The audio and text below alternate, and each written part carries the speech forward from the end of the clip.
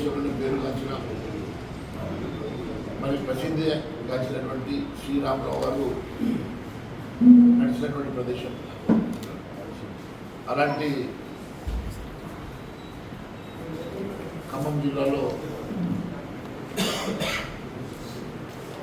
ఏ రాముల వారి కోసం 500 సంవత్సరాలు రాముడు నిర్మించినటువంటి భూమి కోసం యావత్ హిందువులంతా ఆ ప్రాంతంలో గుడి కోసం ఏ రకంగా పోరాటం చేసి సాధించుకొని చివరికి నరేంద్రభాయ్ మోడీ గారి చేతుల మీదుగా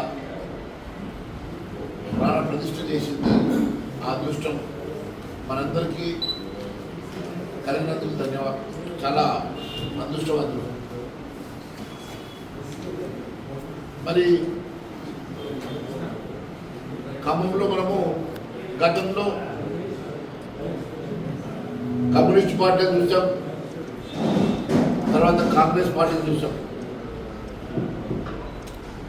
కమ్యూనిస్టు కాంగ్రెస్లు తెలంగాణ ఉద్యమం పేరు మీద వచ్చినటువంటి పార్టీలను చూసాం.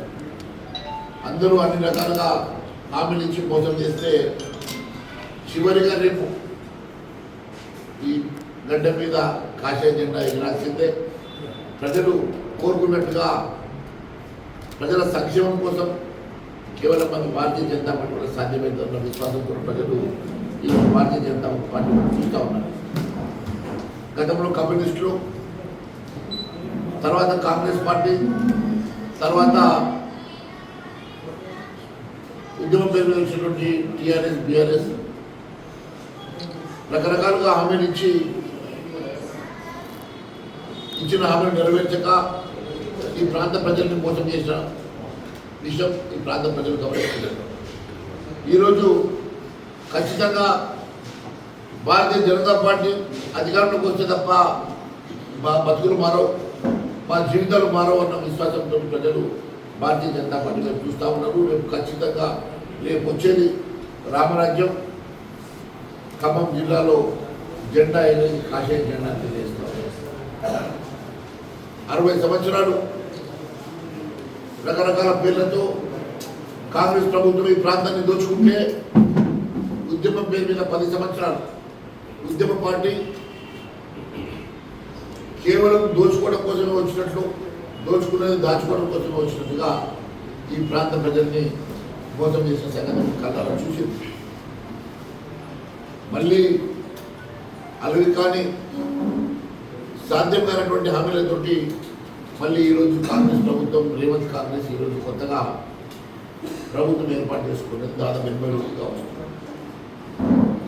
డిసెంబర్ 9వ తారీఖు రోజు 2 లక్షల రుణమాఫీ చేస్తా అని మొదటి అబద్ధం నుంచి ఈరోజు వరకు ఇచ్చినటువంటి 412 హామీలలో ఏ ఒక్క హామీ నెరవేర్చక కేవలం 80 రోజుల నుంచి కాలయాపన చేస్తూ ఉన్నారు. ఇదే ప్రాంతం నుంచి ఫైనాన్స్ మినిస్టర్గా ఉన్నటువంటి బట్టి విక్రమార్క గారు, రెవెన్యూ మంత్రిగా ఉన్నటువంటి పొంగురెడ్డి శ్రీనివాసరెడ్డి గారు. అసెంబ్లీ సాక్షిగా నేను డిసెంబర్ 9 దాటింది, రుణమాఫీ చేస్తా ఉన్నావు.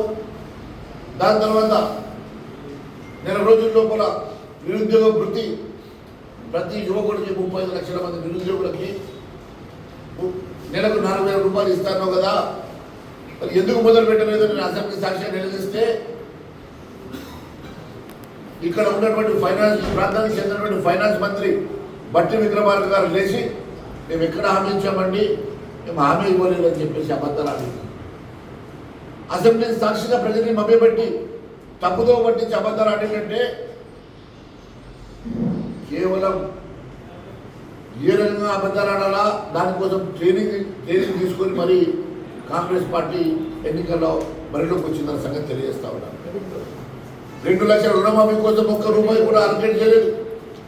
4,000 రూపాయల నిరుద్యోగ వృత్తి కోసం ₹1 కూడా అలకేట్ చేయకుండా 35 లక్షల మంది నిరుద్యోగ యువతని ఈరోజు నిరాశ చెందే విధంగా నిరాశ నిస్పృహతో ప్రజలు ఈరోజు ఈ ప్రభుత్వం చూస్తూ ఉంటే కనీసం వారి కోసం ₹1 కూడా మరి బడ్జెట్లో ఎక్కడ కేటాయించలేదంటే ఎంతటి మోసానికన్నా వాళ్ళు దిగజారిలో ఒకసారి అర్థం చేసుకో. 2 లక్షల రుణమాఫీ కోసం ఒక్క రూపాయి కూడా అలకేట్ చేయలేదు.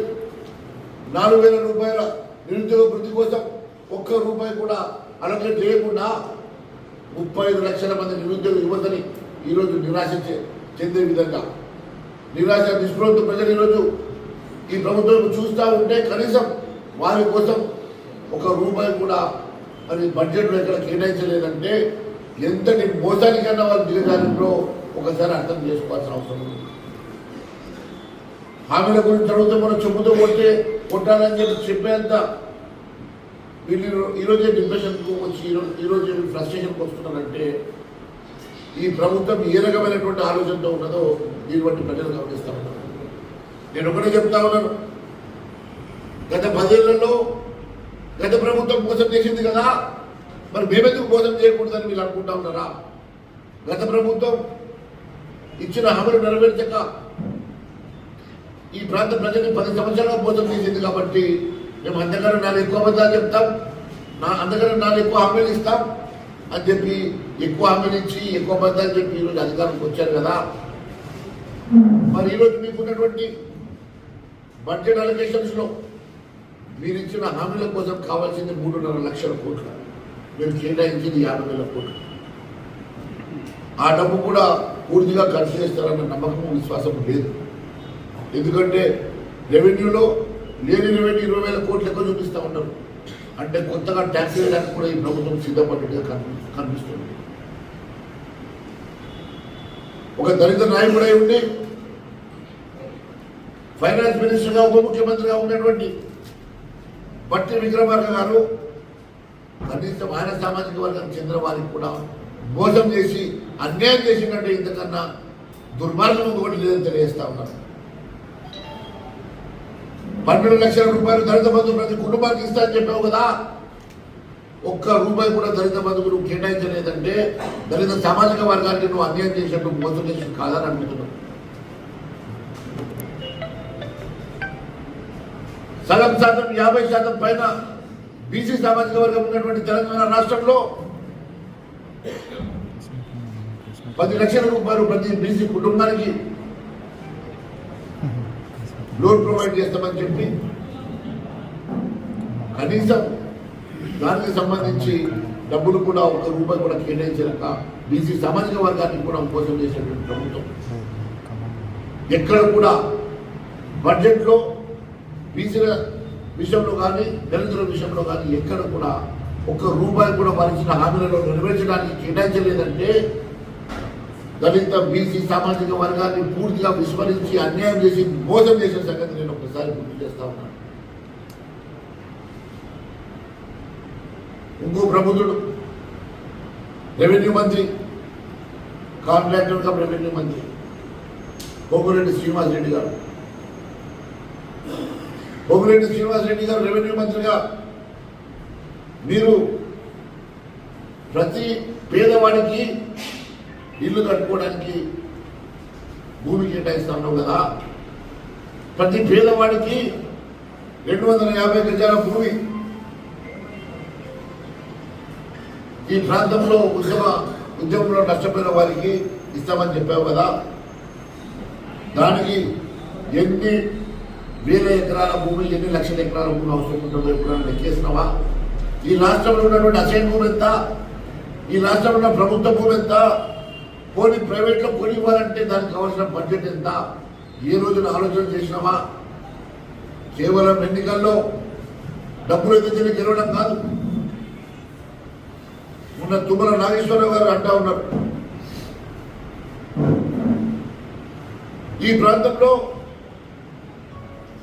ఇరిగేషన్ విషయంలో కృష్ణా నీళ్లను అన్యాయం జరిగిందని.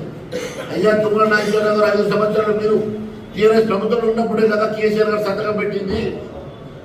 మాకు 299 టీఎంసీ సరిపోతాయని చెప్పే కదా నువ్వు ఆ రోజు మీరు కేసీఆర్ గారు సంతకం పెడితే దానికి నువ్వు కూడా పత్తాసు పలికినావు.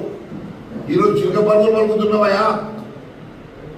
ఇదేనా తుమ్మల నాగేశ్వరరావు గారు నీ ప్రాంతానికి నువ్వు చేసేటువంటి మేలు? ఇదేనా నీ ప్రాంతానికి నువ్వు చేసేటువంటి మంచి పని? ఈ ప్రాంతంలో కేవలం నాయకులు స్వార్థం కోసం, వారి స్వార్థ రాజకీయాల కోసం ఈ ప్రాంత ప్రజల్ని మోసం చేస్తున్న సంగతి నేను గుర్తు చేస్తా ఉన్నాను. ఎక్కడ చూస్తే అక్కడ ఇవ్వలేనటువంటి హామీలతోటి అబద్ధాలతోటి 412 హామీలు ఇచ్చినటువంటి ఈ ప్రభుత్వం ఏ ఒక్క హామీ నెరవేర్చని పరిస్థితిలో ఈరోజు మళ్ళీ ఎన్నికలు, పార్లమెంట్ ఎన్నికలు కొత్త అబద్ధాలతో ముందుకు వస్తా ఉన్నాను. తస్మాత్ జాగ్రత్త. మీ ద్వారా నేను ఈ ప్రాంత ప్రజానికానికి తెలియజేస్తా ఉన్నాను. వీరిని అరికట్టాలనుకున్నా, వీరి మోసాలకు అడ్డుకట్ట వేయాలనుకున్నా ఒక్కసారి భారతీయ జనతా పార్టీకి అవకాశం ఇవ్వండి. అప్పటి వరకు వీళ్ళకి మేము అబద్ధాలు ఇలాగే ఆడుతూ ఉంటాం, ప్రజలు ఇలాగే నమ్ముతూ ఉంటారన్న పూర్తి విశ్వాసంతో ఈరోజు అబద్ధాలు చెప్తా ఉంటారు. టీఆర్ఎస్ కాంగ్రెస్ కలిసి ఆడుతున్నటువంటి దొంగ నాటకం ఇది. టీఆర్ఎస్ కాంగ్రెస్ నేను తిట్టినట్లు చేస్తే నువ్వు వేసినట్టు చేయాలని చెప్పి మాత్రమే వాళ్ళ ఆలోచనతో ముందుకెళ్తా ఉన్నారు. ఎక్కడ కూడా టీఆర్ఎస్ కాంగ్రెస్ మధ్యన ఎక్కడ కూడా అభిప్రాయ భేదాలు ఉండవు. వారిద్దరూ కలిసి ఒక పథకం ప్రకారమే ముందుకెళ్తా ఉన్నారు. గతంలో రేవంత్ రెడ్డి గారు అధికారంలో లేనప్పుడు పిసిసి అధ్యక్షుడిగా సిబిఐకి ఇస్తాను, నేను సిబిఐ ముందుకు వచ్చేసి రుజువు చేయకుండా రాజకీయ సన్యాసం చేస్తాను కదా, సిబిఐకి ఇవ్వమని డిమాండ్ చేసినావు కదా, సిబిఐ ఎందుకు ముందుకు రావడం లేదని చెప్పేసి ఆ రోజు గొడవ చేసినావు కదా. అలాంటి రేవంత్ రెడ్డి ఈరోజు నువ్వు ముఖ్యమంత్రిగా ఉన్నావు, ఒక్క లెటర్ ఇవ్వడానికి నీకు ఎందుకు ఆలోచిస్తున్నావు? ఒక్క లెటర్ ఇవ్వండి. 48 గంటల్లో భారతీయ జనతా పార్టీ తరఫున నేను చెప్తా ఉన్నాను, 48 గంటల్లో ఖచ్చితంగా సిబిఐ మరి ఏమిచ్చే బాధ్యత మా భారతీయ జనతా పార్టీ తెలియజేస్తా ఉన్నాను. మీరంతా కూడా కలిసి కూడగట్టుకొని నాటకాలు ఆడుతూ ఉన్నారు. ఇదంతా కూడా ప్రజల్ని మభ్యపెడతా ఉన్నారు, మోసం చేస్తూ ఉన్నారు అని తెలియజేసుకుంటూ మరి నాతోటి నాయకులు, రాష్ట్ర ప్రధాన కార్యదర్శి, జిల్లా అధ్యక్షులు, కార్యవర్గ సభ్యులందరికీ పత్రికా విలేకరులందరికీ ధన్యవాదాలు.